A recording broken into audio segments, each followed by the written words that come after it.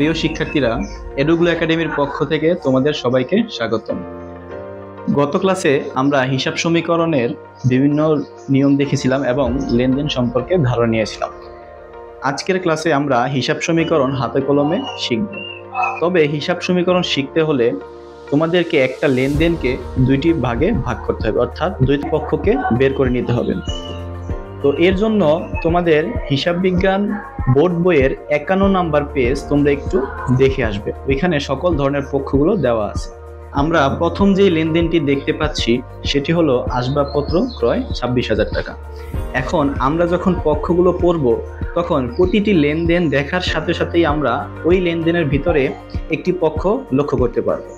এখন যদি তোমরা পক্ষগুলো পড়ে থাকো তাহলে দেখবে এখানে আমরা দুইটি পক্ষ দেখতে পাচ্ছি, একটি হলো আসবাবপত্র এবং একটি হলো ক্রয়। একটা বিষয় মনে রাখবে, যখন কোনো পণ্য ক্রয় করা হয় তখন আমরা ক্রয় হিসাবটিকে প্রাধান্য দেব, কিন্তু যদি কখনো কোনো স্থায়ী সম্পদ ক্রয় করা হয় সেই ক্ষেত্রে আমরা ক্রয় না নিয়ে ওই সম্পদের নামটি নেব, তখন সম্পদ নামে হিসাব খুলতে হবে।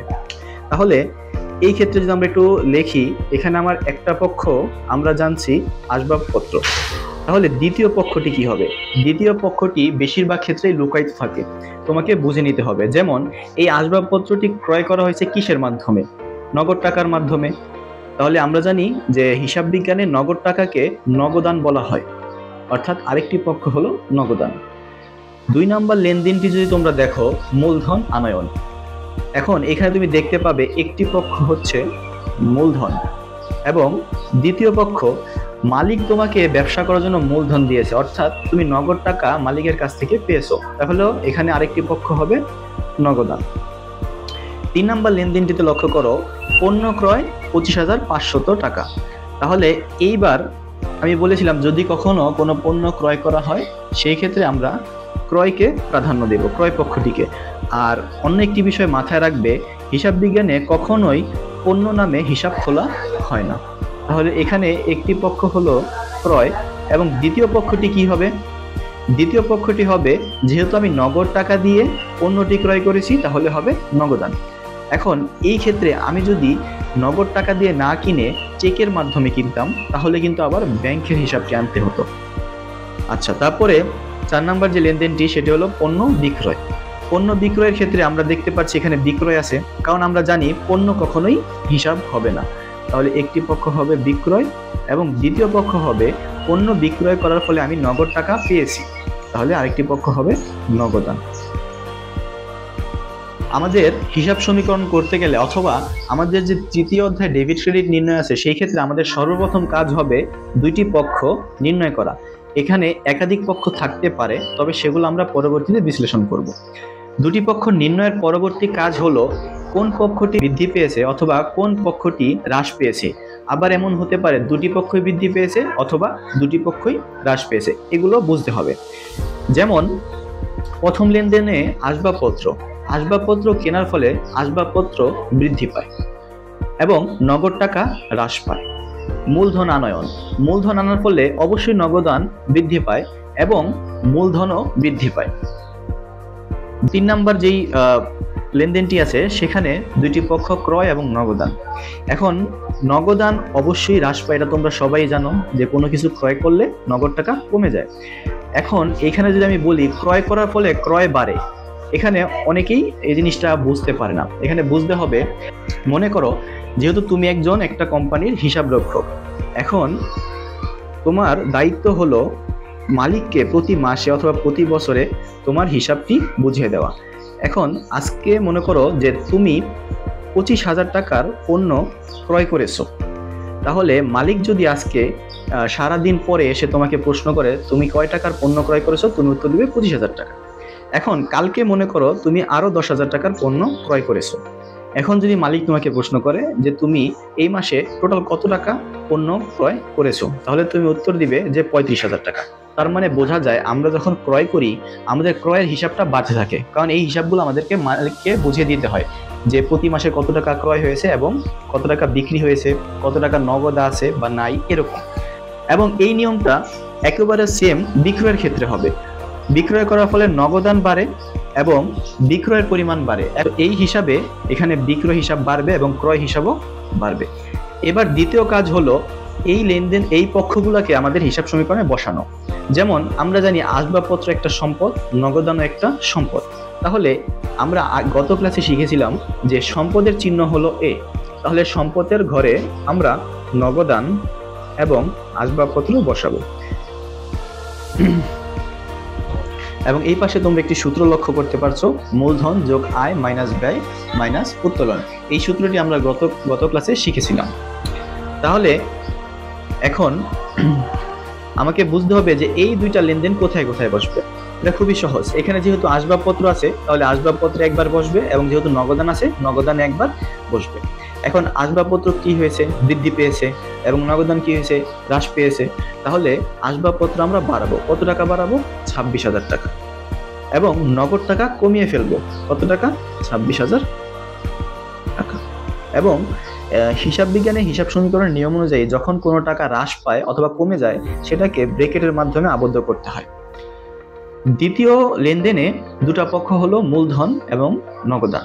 তাহলে আমরা জানি নগদান সম্পদের ঘরে বসবে। এখন নগদান কি বৃদ্ধি পেয়েছে নাকি হ্রাস পেয়েছে? বৃদ্ধি পেয়েছে। তাহলে আমরা কি করব? এখানে নগদানের ঘরে 2,50,000 টাকা আমরা বৃদ্ধি করে দেব। এখন দ্বিতীয়টা মূলধন। এখন এখানে মূলধন কোথায়? তোমরা যদি এদিকে দেখো, এই ঘরে মূলধনের সূত্র রয়েছে। তো এই ঘরে এখন মূলধনটা বসবে। তাহলে মূলধন কি বৃদ্ধি পেয়েছে নাকি হ্রাস পেয়েছে? অবশ্যই মূলধন বৃদ্ধি পেয়েছে। তাহলে এখানেও আমরা এখানে বাড়িয়ে দেব, অর্থাৎ প্লাস করব।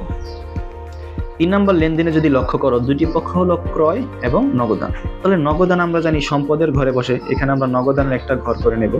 এখানে তোমাদের যতগুলো সম্পদ হবে তোমাদের ততগুলো ঘর করতে হবে। আমি তোমাদের বোঝানোর স্বার্থে শুধু দুটি ঘর করেছি। এখন নগদান হ্রাস পেয়েছে, তাহলে আমি এখানে 25,500 টাকা হ্রাস করলাম। এই জায়গায় যে ভুলটা হয়, এই ক্রয়টা কোথায় বসবে? কারণ ক্রয় তো আমাদের এখানে কোথাও লেখা নাই। এখন তোমাকে জানতে হবে যে ক্রয় কি হিসাব। ক্রয় হলো আমাদের জন্য একটা ব্যয়, মানে ক্রয় করলে আমাদের কি ব্যয় হয় কোম্পানিতে। তো ক্রয় হলো একটা ব্যয় হিসাব। এখন তুমি যদি লক্ষ্য করো দেখবে এখানে ব্যয় লেখা আছে। এখন তুমি বলতে পারো যে ক্রয় যেহেতু ব্যয় এবং ক্রয় আমাদের প্লাস হয়েছে তাহলে এখানে প্লাস করব না, এটা ভুল। কেন? কারণ এখানে আমাদের সূত্র দিয়ে দিছে, যদি কখনো ক্রয়ের পরিমাণ বাড়ে তার মানে ব্যয় বৃদ্ধি পেয়েছে, এবং ব্যয় বৃদ্ধি পেলে এখানে চিহ্ন অনুযায়ী অথবা সূত্র অনুযায়ী বিয়োগ করতে হয়। তাহলে এখানে আমরা বিয়োগ করে দেব 25,500। আচ্ছা, তারপরে 4 নম্বর যে লেনদেনটি সেটি হলো পণ্য বিক্রয় 75,000 টাকা। এখানে দুটি পক্ষ হলো নগদান এবং বিক্রয়। তাহলে সম্পদের ঘরে আমরা নগদান একটি ঘর করে নিলাম। এখন আমার অবশ্যই নগদ টাকা বৃদ্ধি পেয়েছে, এটা আমরা বুঝি। তাহলে এখানে আমরা বসিয়ে দেব 75,000 টাকা প্লাস। এরপরে বিক্রয় কোথায়? বিক্রয় এখানে কোথাও নেই, কিন্তু আমরা জানি কি বিক্রি করলে আমার আয় হয়, প্রতিষ্ঠানের আয় হয়। এই জন্য বিক্রয় হলো একটা আয় হিসাব। তাহলে এখানে লক্ষ্য করো এই সূত্রের ভিতরে আয় রয়েছে। তাহলে এখানে যেহেতু বিক্রয়টা বৃদ্ধি পেয়েছে অর্থাৎ আয় বৃদ্ধি পেয়েছে। আয় বৃদ্ধি পেলে কি করতে হয়? প্লাস করতে হয় সূত্র অনুযায়ী। এজন্য এখানে আমরা প্লাস করব 75,000 টাকা। এইভাবে তোমরা প্রতিটি লেনদেনকে দুটি পক্ষে, কমপক্ষে দুটি পক্ষে বিভক্ত করবে। বিভক্ত করে হিসাব সমীকরণের ছকে বসিয়ে দেবে। এবং এখানে একটা বিষয় তোমাদের মনে রাখতে হবে, যার মাধ্যমে তোমরা বুঝতে পারবে যে তোমাদের অঙ্ক কি সঠিক হচ্ছে নাকি হচ্ছে না। অবশ্যই হিসাব সমীকরণে শেষে তোমাদের উত্তর মিলে যাবে। এখানে আমি একটি লেনদেন বুঝিয়েছি, এই জন্য হয়তো দেখা যাচ্ছে না, বাট প্রত্যেকটা হিসাব সমীকরণের শেষে উত্তর সেম হবে। কি উত্তর সেম হবে? এই সমান সমানের এই পাশে এবং সমান সমানের এই পাশের উত্তর একই রকম হবে। এর মাধ্যমে তুমি বুঝতে পারবে যে তোমার অঙ্ক ঠিক হয়েছে কি না। এছাড়া আরো একটি টেকনিকের মাধ্যমে তোমাদের এই হিসাব সমীকরণের অঙ্ক তুমি যখন করতেছো তখন তুমি বুঝতে পারবে যে ঠিক হচ্ছে কিনা।